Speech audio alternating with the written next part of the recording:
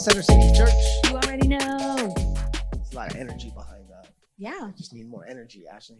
Listen, we can try again. All right. What's going on, Center City Church? You already know. Oh, that was better. Thanks. Nailed it.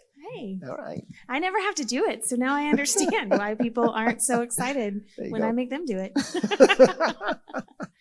But we're going to keep trying. Yes, absolutely. So what's going on? Just really been spending a lot of time processing through Sunday. What an awesome day it was. Oh, amazing. Yeah, between the baby dedications, which was incredible, and then being able to baptize someone is something I'll never get over. So not only celebrating with them, but actually being in the tank with Kaylee. Just so cool to see God's faithfulness. I say it often, the lifeblood of the church is in the baptismal tank and the nursery. Yeah. And we've been blessed in this season with both. We have a bunch of brand new families, and it was great to see them up here. And then there were some families in the crowd that are like excited about the next child dedication. And then I know, that's crazy. It's exciting to see people make a public declaration. Miss Nieto did a great job just communicating. She's all in for Jesus. It was a great moment. I really enjoyed Sunday. Yeah, it was awesome. And to be honest, the sermon was fire too. I mean, it can kind of get lost in the talk about the baby dedication and the baptism. But I've talked to several people this week, and we're all just like still kind of thinking about everything that we learned from Gideon's story this week. There was so much in there. There is. And I mean, not to give you a peek in the next week too much, because I'm sure we'll get there eventually, but just it is a phenomenal story. And it's so easy to see yourself where Gideon is, because he just expresses his humanity. And yet you see the power of God still working through him. It's a very hopeful message for me, for sure. His story is. Yeah, absolutely. So I had kind of two areas where I wanted to hit. And the first is this idea of figuring out what our idols are. Because when you look at Gideon's story, it was really easy to see like there was an actual altar and an actual Asherah pole that he needed to tear down. And I thought you did a good job of kind of beginning us on that journey of figuring out like, how do we recognize what those idols are in our lives when we don't necessarily have altars in the backyard? Yeah, no, that's a great question. I think there's a couple things. We gave some Sunday, so if you haven't got a chance to check out the message, make sure you do that. But I do think there's also some indicators. Really a powerful indicator often is our bank account. I know that sounds crazy, but I've just learned that where our wallet is, so is our heart. And you might be able to identify some idols, some altars that you set up, just basically based on what you spend your money on. Yeah, that's a little hard to hear, but very true. Yeah. Another one is time.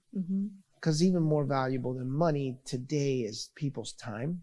So if you find yourself in this, I find myself in cycles of consumption where I'm just consuming and consuming and consuming. And I've had to learn that sometimes that's the beginning of altar building, like that consumption of time. It's fine to have hobbies. It's fine to spend significant time with people. That's fine. But if you find yourself lacking in time with the word, and lacking in time in prayer, and lacking in time in commitment to a fellowship of believers, and I don't have time to serve, and I don't have time to commit, well, there's probably some idols that need to be torn down. Where are you spending your time? Yeah, that's a great one. And in case you guys want just a really practical tip, someone told me once to really mark my time on a calendar just on my computer or my phone, but to color code what those things are. So then I could look back over a couple weeks and see like, ooh, there's a lot of orange there. That means I'm spending more time than I should be studying, or just kind of see where I'm spending time with family, where I'm working. And that was really helpful for me. So free tip. On that practical note, often people don't put things they prioritize on their calendar. And I think you absolutely should. So on my calendar on Fridays, it's the word Sabbath. Me and too. I know, not Friday. Yeah. Saturday. But I know by 9 o'clock, I'm usually eating breakfast somewhere. I'm usually getting my hair cut. I leave some time open, but on my calendar, when someone calls me and say, hey, can you do coffee on Friday?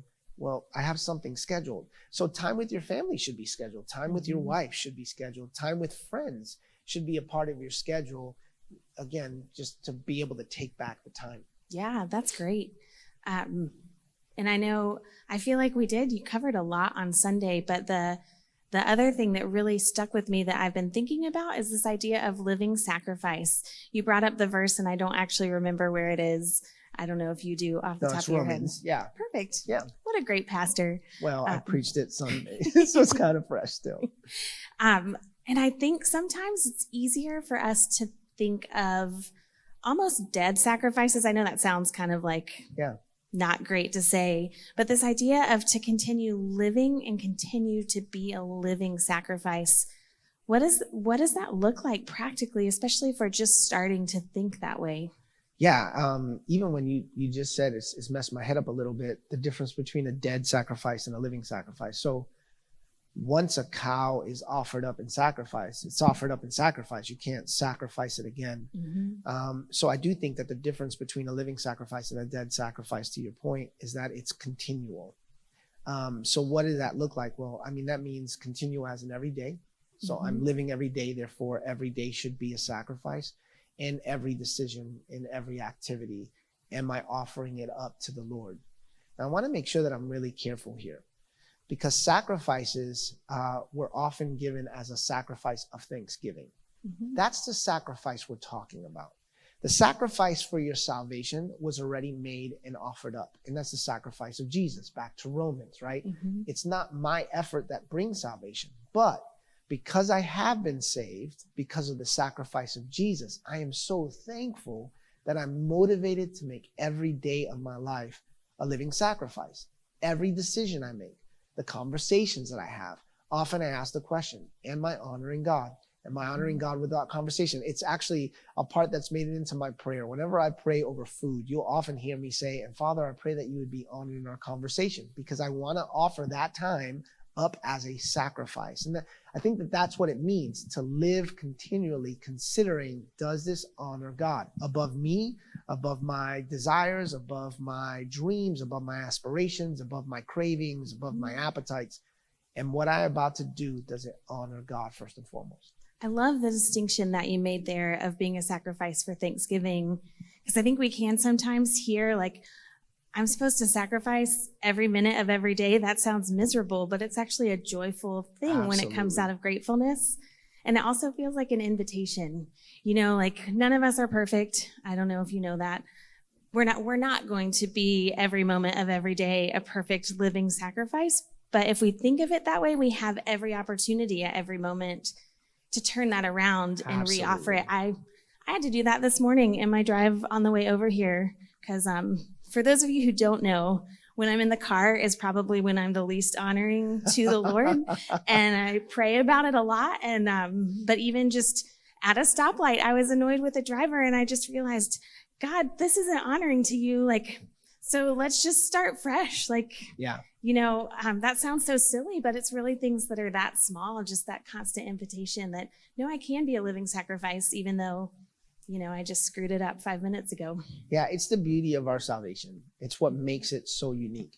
And the moment our activity becomes the barometer of whether or not we're saved, we've restricted and removed, we've stripped away the miraculous nature of the sacrifice of Jesus. Mm-hmm. His sacrifice was more than enough. But it still wakes me up every day figuring out, Father, if you sacrificed everything for me, this day is now yours. Yeah. What can I do to honor you? And then that brings us back to, everything goes back to what we talked about in the Multiplier series. Yep. But that's our purpose. Absolutely. You know, all of that comes down to being a living sacrifice with the gifts that he's given us. Absolutely. It's amazing how it all comes back to that. Yes. And I can't wait, because this week, we actually talk about the fight. It's like you knew what I was going to ask you next. I knew you were going. And if you know anything about Gideon's story, the fight is one of the most unusual approaches to combat and warfare we read in Scripture. It just, everything you would think you need to win a fight, Gideon gets the exact opposite. And still, God shows up in such a miraculous way that there's no way you can't see that fight and said, something had to be different. Gideon was walking under a different type of power. And I cannot wait to get into it. It's going to be awesome. Conclude, can you believe it already? I can't. Conclude our Freedom from Fear series. Yeah, so we will see you guys next Sunday at 10 a.m., either right here or online. In the meantime, I know we might be running a little long, but I want to make sure you guys know that we have a Christmas website. Yep. It is www.centercitychristmas.com, and that has all sorts of stuff that you can look through, from a guide of things that you can do all over Charlotte about Christmas to information about our candlelight service on Christmas Eve and ways that you can invite people to be part of what we're doing. So we're really excited about that. Check that out, and we'll see you on Sunday.